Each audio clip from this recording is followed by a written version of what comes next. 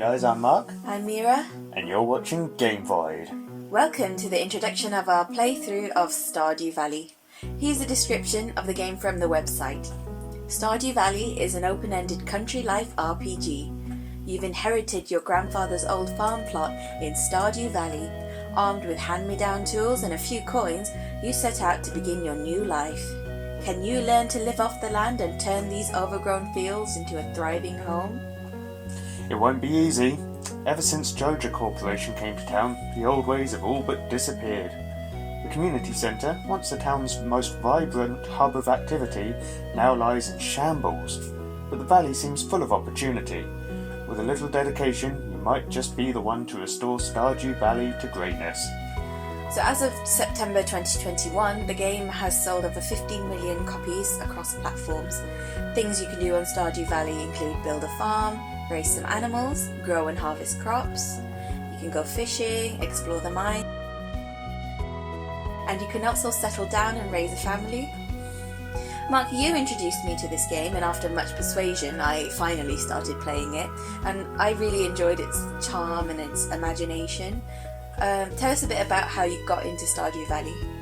So I first came across Stardew Valley. I was watching a YouTube channel that covered it when it first launched, and it looked really interesting at the time, but I wanted to know more before investing in it. It was about a year later, another YouTube channel that I watched was doing a playthrough of Stardew Valley, and I thought it looked really interesting. Just a nice, fun little game, quite laid back in style. I thought, yeah, I'm going to have a go at that. So, wonderful. Let's get into some of the game mechanics and what you're expected to do. As you can see, our farm is a complete mess, the one that we've inherited from grandfather.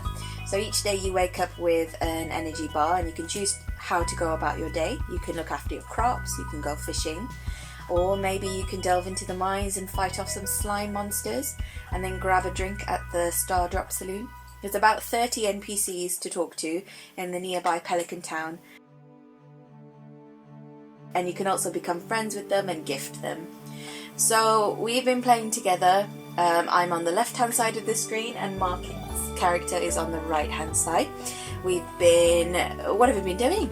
Well, at the moment we've been tilling the land and sowing crops. Yes, we've got a lot of cleanup to do. It is really messy, but we've managed to put some crops down because we need to start making some money, and the best way to do that is to harvest our crops and sell those. Another great way is actually fishing and selling our fish. Yes, that's a really good way of making money on the side. It's it's a little challenging to get into. Yeah, fishing at first I really struggled with. Now I haven't finished this game. I don't think it can be finished. Is it open-ended? But it took me a while to learn the fishing mechanics, but I think I do it pretty well now. Mark, you've played this game so many different times on so many different platforms. I think you're like an expert. Well, I wouldn't go that far. But yeah, I started playing on laptop. I've played it on PlayStation, which is the platform we're playing on here, and I also play it on the Nintendo Switch as well. Okay, So again, we've picked a riverside location for our farm to be, which is the first time I've played this location. But I thought it would be good because we both like fishing, and it's near a lot of water.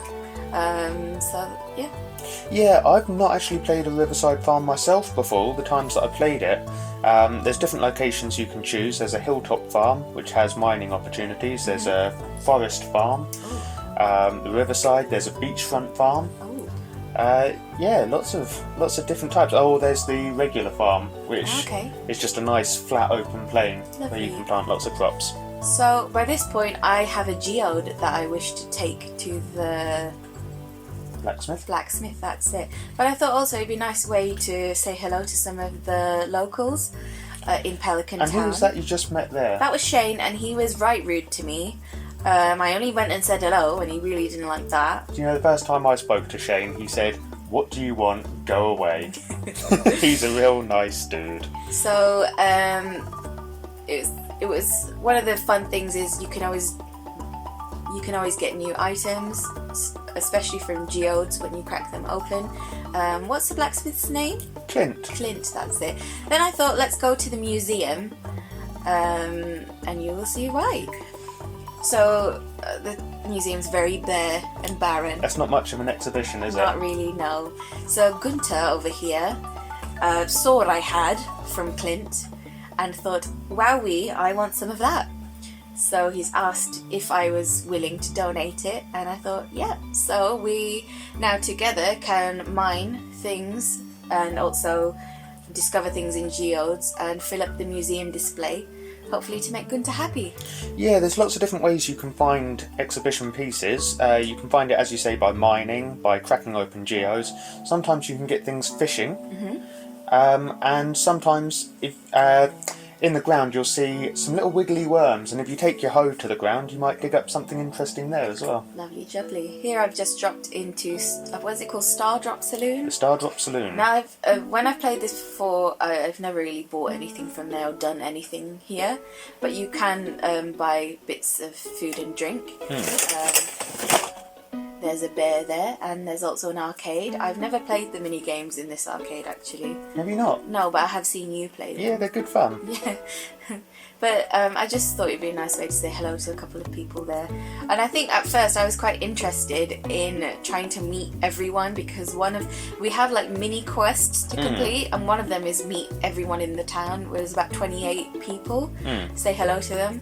So while you were fishing, clearly on the right hand side for a full day, Yeah. I was wandering around the town trying to say hello to as many people as I can. Do you know that I've found, personally, what I like to do is, there's events that are held throughout the year, and I find partway through spring, I think it's near the end of spring, they hold the flower dance, Yeah. and everyone turns up, so I just go and talk to everyone there.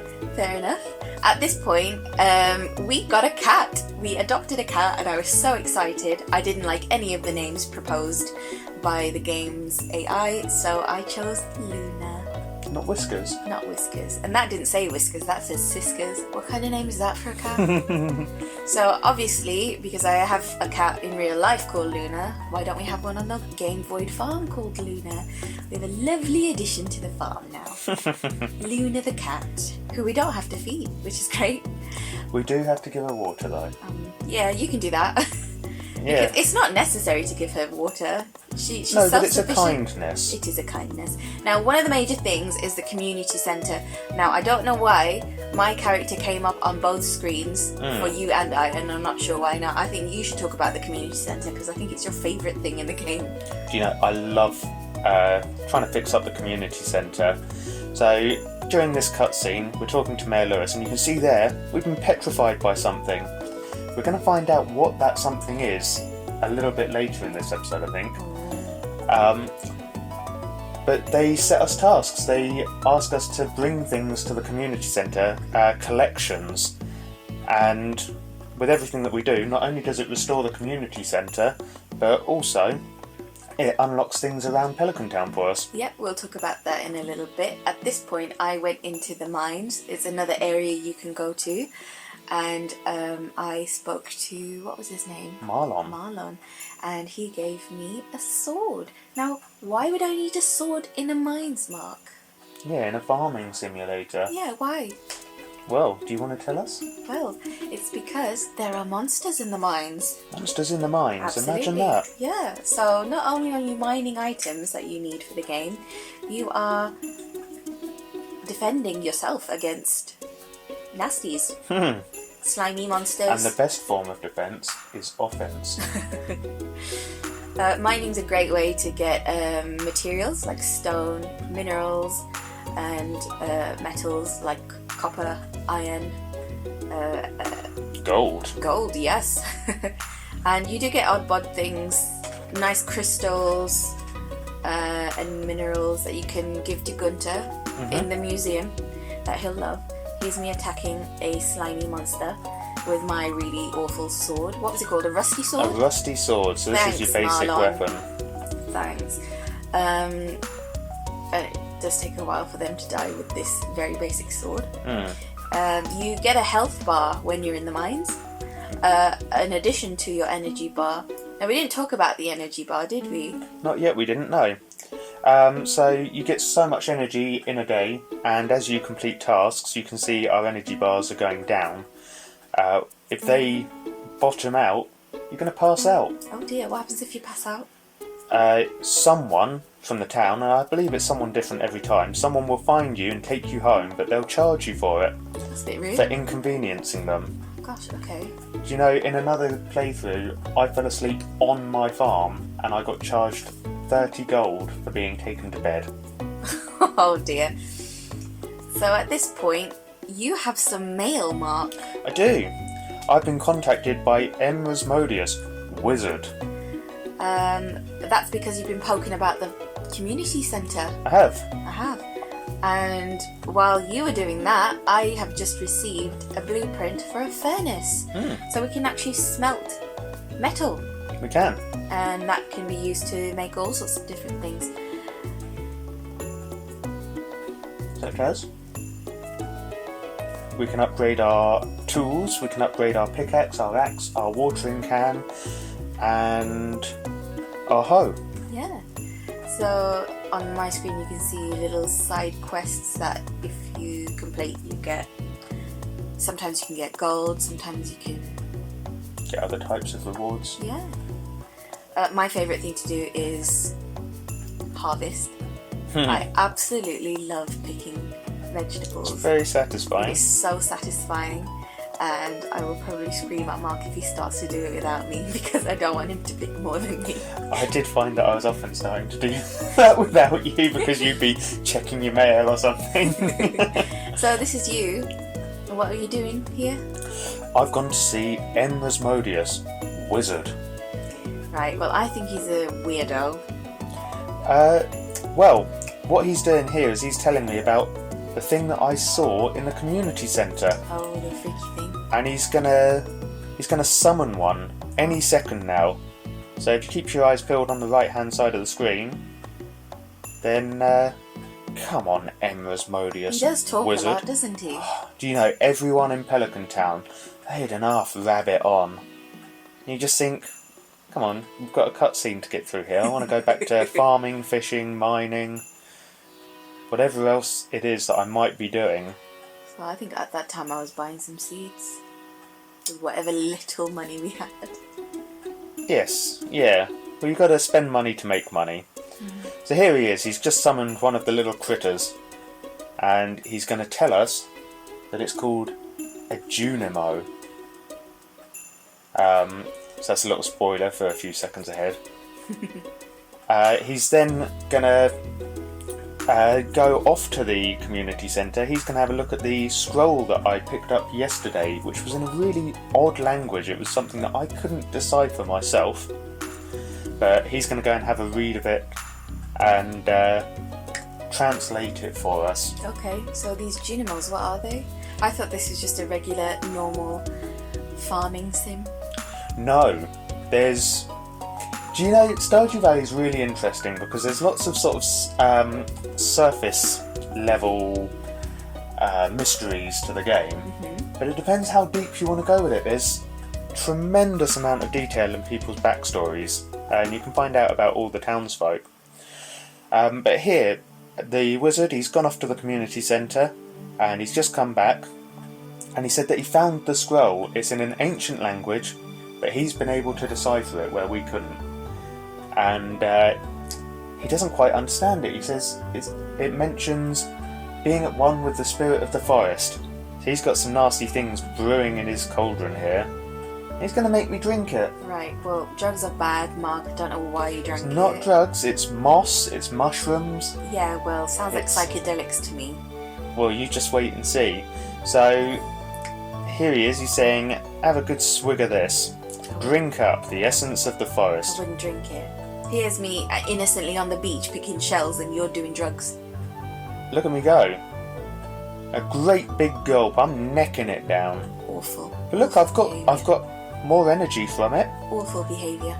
But it's also made me turn green. Yeah, well. And now what's happening? Yeah, I'm proper tripping out here, yeah. talking to trees. Yeah, well. I imagine at this point my character is skipping through the forest, literally talking to every tree he wanders past.